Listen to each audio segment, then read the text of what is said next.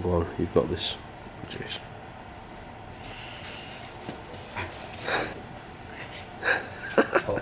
If I swear, right? Rice will laugh. I know, if I swear, then it means that he has to edit it. So that's where I'm going with it. So I'll say, F***. Welcome back to our YouTube channel. In today, we've got a service on a Gen 1 Haldex. This is fitted to the 1.8 Audi TT. It's an 8N.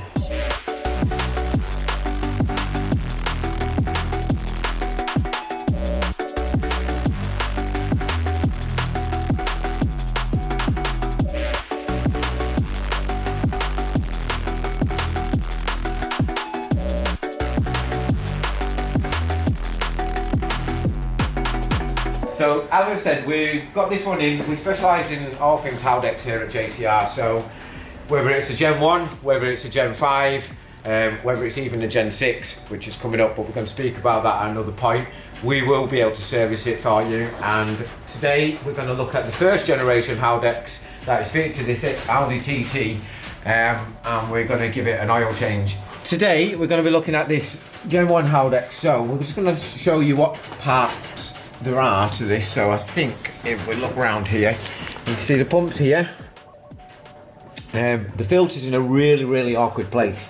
It's actually, so you can see the Haldex controller there, but the pump is the filter is actually in here behind there.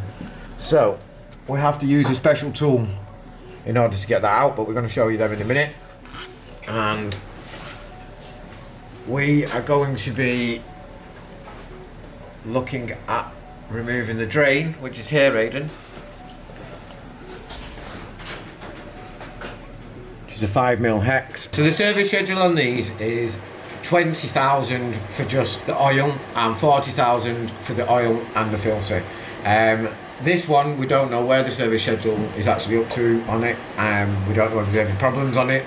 They're quite old. I mean, this is 2001, so it's going back a little while. So we're going to give this a good check over. As I say, the customer was a little unsure of when it was last serviced, and we don't have any paperwork for it. So as a matter of prevention, we're going to give it an oil change and a filter today.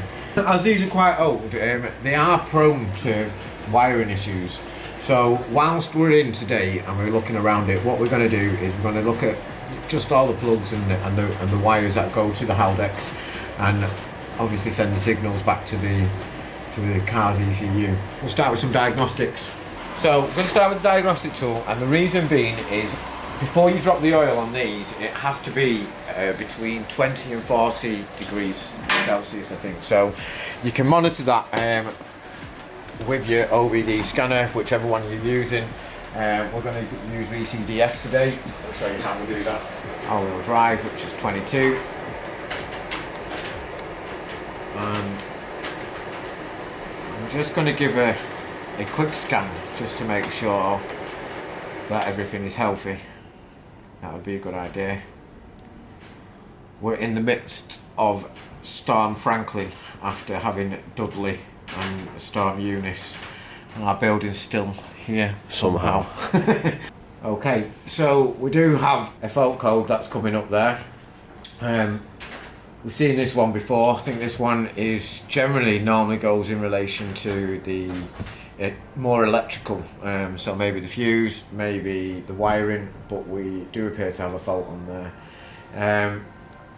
There's not a date on there, so it looks like it's a current fault. Let's see if we can clear that down. So we're actually at exactly where we need to be, in truth. So you have to be between 20 and 40 to drop it. It's actually currently at 20 because obviously it's not been run. But we're going to have a look at why we've got that fault code in the first instance. So what I'm going to do is I'm going to look around the wiring, because obviously that would have appeared that it was an electrical fault. The wiring and the looms look in reasonable shape, so they're the ones to the pump, front and back, and they seem to be in place and where they're meant to be. As you can see, between here on the final drive and the back and the body of the car where it needs to be earthed, there is a missing earth strap. So this could be causing us our issue. What are you doing, Reese? You're going to take the drain out. What are you taking it out with, Reese? 5mm hex. On a 5mm hex or Allen. Okay. Alan!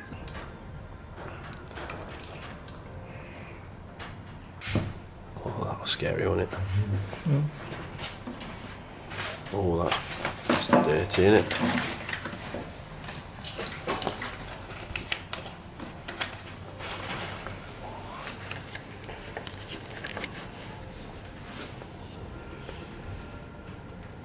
So I'm back with that special tool. It's actually a 46mm spanner, specifically on a on a 90-degree angle.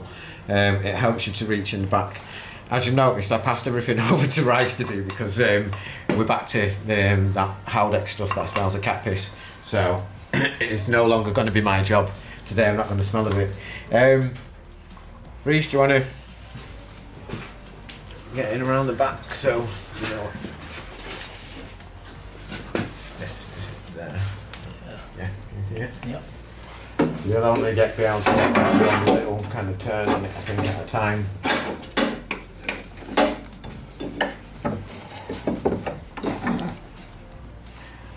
Yeah, no.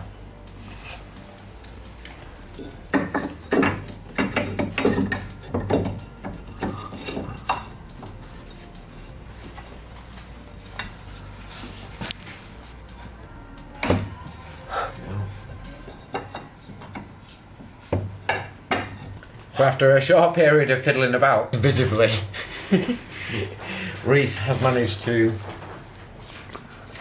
remove the filter, so he's gonna pull it out. It really doesn't look like that oil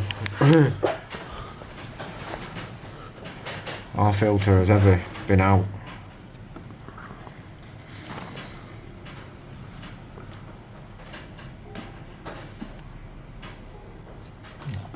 Never been out, has it? No.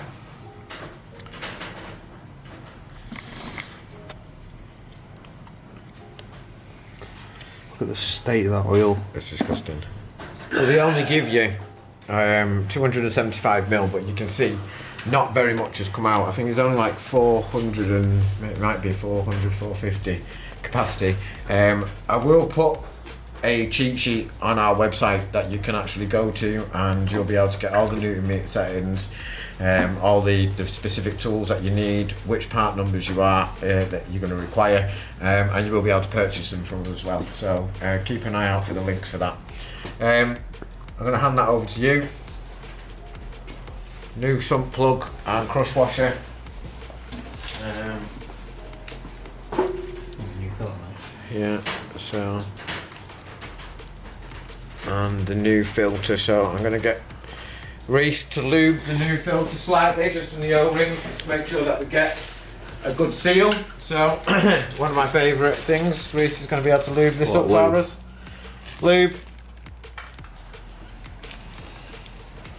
So you want to lube the O-ring there. As you see, we kind of struggled to remove the old one, probably because it's never been taken off, but also because it had a good seal still. So that's really important. You don't want it to be slack when you're taking it out. You know, it should be sealed and snug, nice and snug. So there you go, Reece.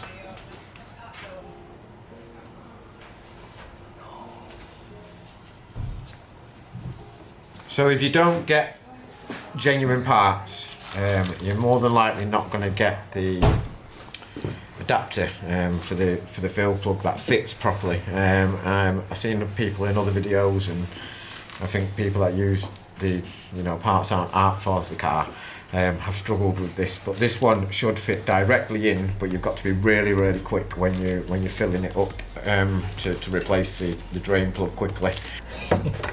Take a right tool that just can't get on.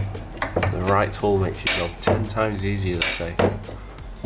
I don't even want to know how difficult this is without the right tool, do you, Jace? No, absolutely not. On this, on the Gen 1, I was trying to point out that they put the pump behind the actual prop shaft housing there onto the coupling. When you actually, if you have to do a pump replacement on these, it's going to be a nightmare because I'm not saying it's a nightmare, but it's a lot more work than it is on the later generations where they put it where you can actually get to it. But on this one, you'd have to take the full prop out to actually get the pump out. So hopefully when we put this earth strap back on and we go to clear the codes, we don't have any kind of pump failures in there. And I had to put my hand in, didn't I, just to get stinking. that slight bit of cat piss. Where are you going? Look, you're confused now, aren't you? Where are you going? Oh, who's nicked the blue road? Stop following me here. So we're now ready to fill. You ready? Yeah, are you ready? Are you ready? We are ready. Yeah. Are you in position? Yeah, you ready? Is that all of it? Yeah. It's only 275 mil. Bloody hell. Go. Oh, that was quick, that, Reese. Smooth operation. That was a smooth operation. Well done. No. I'd say give you high fives, but I don't want to smell a cat piss again. But I've still touched you. Cat piss.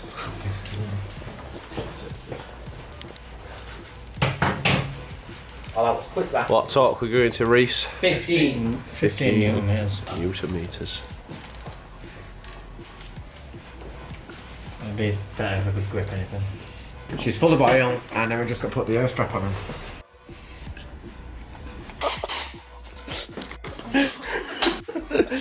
So although we weren't recording, the screen was recording earlier on, and what we've done is we've put the new ground wiring that Reese kindly made for the customer for this vehicle, just to get the electronics right. We've cleared the fault code down, and then we've done the pre-charge pump test, and that has actually made a noise, so we're quite happy that that's going to be working. So this vehicle came in two-wheel drive. It's going to be leaving with its four-wheel drive system back intact and serviced, and that's us done with this one. So thank you very much for watching. We're going to Play with the rat. play with the rat.